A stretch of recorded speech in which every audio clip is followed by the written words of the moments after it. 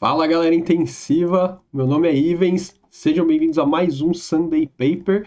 Hoje é nosso Sunday Paper de número 163 e no Sunday Paper de hoje a gente vai falar sobre a realização do teste de respiração espontânea. O que será que é melhor, tubo T ou fazer no ventilador? Mas antes, não esquece de deixar aquele joinha, de dar aquele like nesse vídeo, sabe que isso daí me ajuda muito, comentar, compartilhar, se inscrever no canal. Quanto mais você interage com essas ferramentas aqui do YouTube, mais o YouTube mostra o vídeo para as outras pessoas, mais gente chega no canal para participar junto com a gente, tá bom? Então, queria que vocês comentassem mais, que vocês deixassem dúvidas, opiniões, sugestões de artigos. Bora construir esse negócio aí junto. Vocês ficam muito quietinhos, muito passivos. Bora fazer esse negócio aí junto, beleza? Não esquece de clicar nessa setinha que tem aqui embaixo e compartilhar esse vídeo lá nos seus grupos, beleza? Então, esse artigo aqui de hoje, geralmente eu trago aqui ensaios randomizados controlados, revisão sistemática, meta-análise. Hoje eu trouxe um estudo de bancada, um tipo de estudo diferente, mas porque eu achei bem interessante esse estudo aqui, para a gente ver algumas coisas que são discutidas aí, né, no dia a dia. Artigo publicado na Respiratory Care, agora em 2023, que tem um fator de impacto de 2,5. Nosso contexto é o contexto da ventilação mecânica, né? Apesar da nossa ventilação mecânica ser o suporte ventilatório, manter o nosso paciente vivo, manter a respiração funcionando enquanto ele se recupera da doença, a gente bota o tubo já pensando em tirar, né? E o que o paciente precisa ser capaz de fazer para que a gente possa retirar a ventilação mecânica?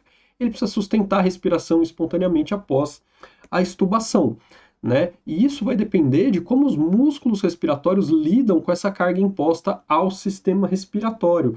E como que eu posso entender isso, como o músculo respiratório vai lidar com essa carga, se ele está sob suporte ventilatório? Então, por isso que a gente realiza o que a gente chama de teste de triagem, né, que são os testes de respiração espontânea. E aí, os tipos, né, que a gente tem aí, a gente tem o tubo T, a gente tem o CPAP, a gente tem o PSV. Então, o tubo T é aquele que a gente desconecta do ventilador e deixa só com uma fonte de oxigênio. CPAP é quando a gente usa somente o valor de PIP, sem nenhum valor de pressão de suporte. E em PSV, a gente pode usar pressão de suporte mais PIP, a gente pode usar só pressão de suporte sem PIP, e a gente pode usar o que a gente chama aí, né, de PS0, PIP0, que é quando a gente zera as duas pressões, tá bom? A gente tem alguns tipos aí de teste de respiração espontânea. Qual foi o objetivo desse estudo? Então, comparar o trabalho respiratório imposto durante um teste de respiração espontânea com uma peça T, né, então o famoso tubo T, versus conexão no ventilador com PSV0 e PIP0. Então, aqui o que eles vão testar? Tubo T versus pressão de suporte de 0 mais PIP 0. Ou seja, esse pressão de suporte 0, PIP 0 é como se a gente estivesse tentando imitar o tubo T, só que com o paciente conectado no ventilador, né? Por quê? Porque eu não dou nenhuma pressão de ajuda, nem suporte, nem PIP, que é o que a gente faz no tubo T. Não tem nenhuma ajuda do ventilador. Por que isso seria uma vantagem, né, fazer isso no ventilador? Porque você mantém ele conectado, porque você consegue ajustar adequadamente a FO2, você consegue manter a monitorização de frequência, volume corrente, os alarmes. Então, tem algumas vantagens aí da gente conseguir imitar o tubo T no ventilador, tá? E aí, além dele comparar, né, o tubo T com esse PS0 e PIP0, ele também comparou a diferença no trabalho respiratório ao usar essa pressão de suporte 0 PIP0 em 3 ventiladores diferentes. Então ele pegou 3 modelos diferentes de ventilador para ver se é tudo igual colocar pressão de suporte 0 e PIP0, tá?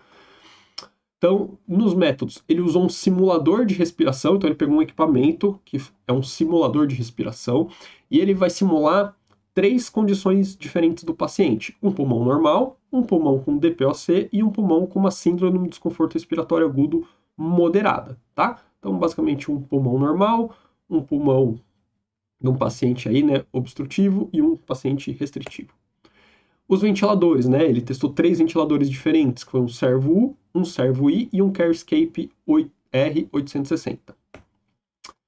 Então aqui ele está mostrando a resistência e a complacência desses modelos pulmonares. Então a gente vê que para o modelo de DPOC ele tem a resistência aumentada, tanto a resistência inspiratória quanto a expiratória.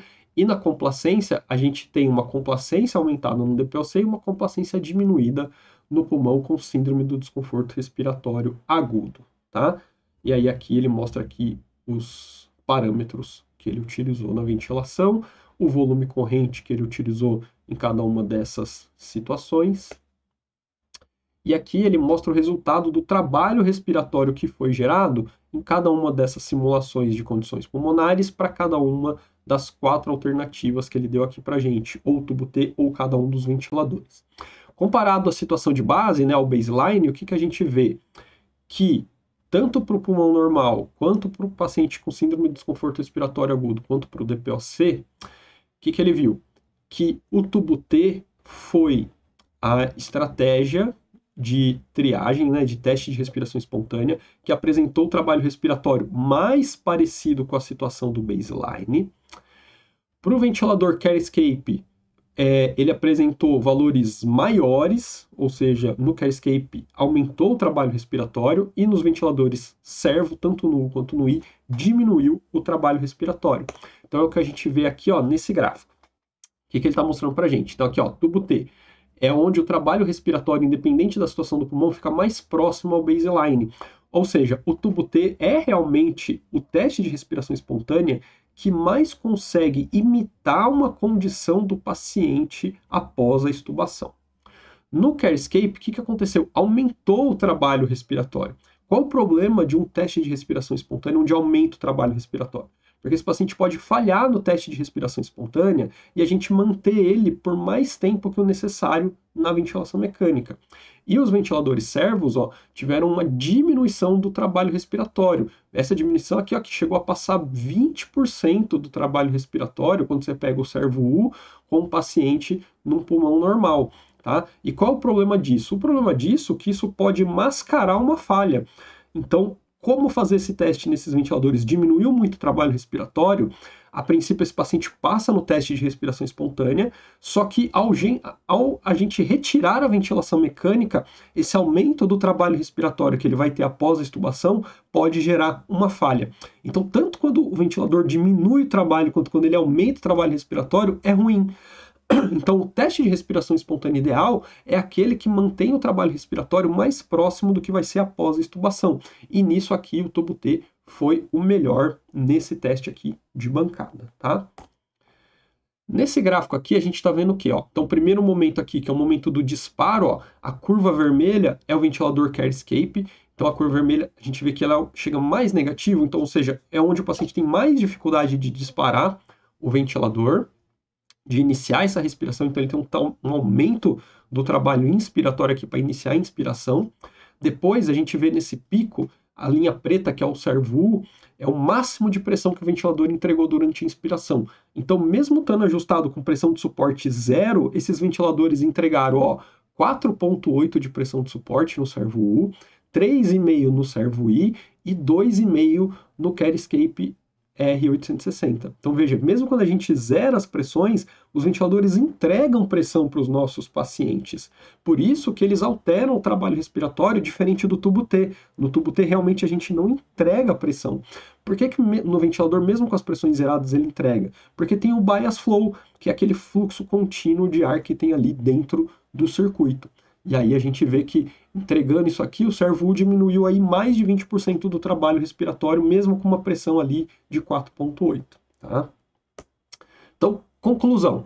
O trabalho inspiratório imposto durante um teste de respiração espontânea usando um tubo T não foi idêntico numericamente ao usar PSV0 e PIP0 em ventiladores. Ou seja, não dá para falar que quando a gente faz um teste de respiração espontânea no ventilador, mesmo com pressão de suporte 0 e PIP 0, é a mesma coisa que fazer um teste de respiração espontânea no tubo T. Não, a gente viu aqui que usar o ventilador ou diminuiu ou aumentou o trabalho respiratório. O trabalho respiratório imposto ao usar pressão de suporte 0 e PIP 0 dependia do comportamento proprietário do ventilador. O que quer dizer isso? Ventiladores diferentes vão ter comportamentos diferentes no teste de respiração espontânea com pressão de suporte de 0 e PIP 0. Então a gente viu que o CareScape aumentou o trabalho respiratório, os servos diminuíram o trabalho respiratório e o servo U diminuiu mais que o servo I o trabalho respiratório. Então a gente teria que fazer teste com todos os ventiladores para entender esse comportamento de cada um deles. A variabilidade do trabalho respiratório imposto pelos diferentes modelos de ventilador ao operar com PSV0 e PIP0 pode tornar imprecisa sua aplicação como modalidade de teste de respiração espontânea. Porque se depende de cada ventilador, não dá para eu dar uma orientação geral. Eu teria que fazer uma orientação para cada marca e modelo de ventilador mecânico, certo? Então, um trabalho muito legal mostrando o que a gente faz aí na prática, né? Alguns tipos de teste de respiração espontânea que a gente usa aí na prática. E você, qual teste de respiração espontânea que você usa? Tubo T? PS0 e PIP0, você usa aquele famoso pressão de suporte 5, PIP 5, pressão de suporte 8, PIP 5. Odeio esse, pressão de suporte 8 é muita pressão de suporte. Imagina ali, ó, o servo U sem nenhuma pressão já diminui o trabalho respiratório em 20%. Imagina a pressão de suporte de 8 mais PIP de 5. Meu Deus, isso aí diminui demais, mascara muito o teste de respiração espontânea. Mas comenta aí, como que vocês costumam fazer? E não esquece de curtir esse vídeo antes de partir para o próximo Sunday Paper, que eu sei que você vai ver outro daqui a pouco. Não esquece de compartilhar, clicando na setinha que tem aqui embaixo. Clica e já manda lá para os seus grupos, para sua galera. Se inscreve no canal se você já está inscrito. Faz alguém aí que você conhece se inscrever. Traz essa galera para junto da gente e comenta aí. E eu vejo vocês no próximo vídeo. Até lá!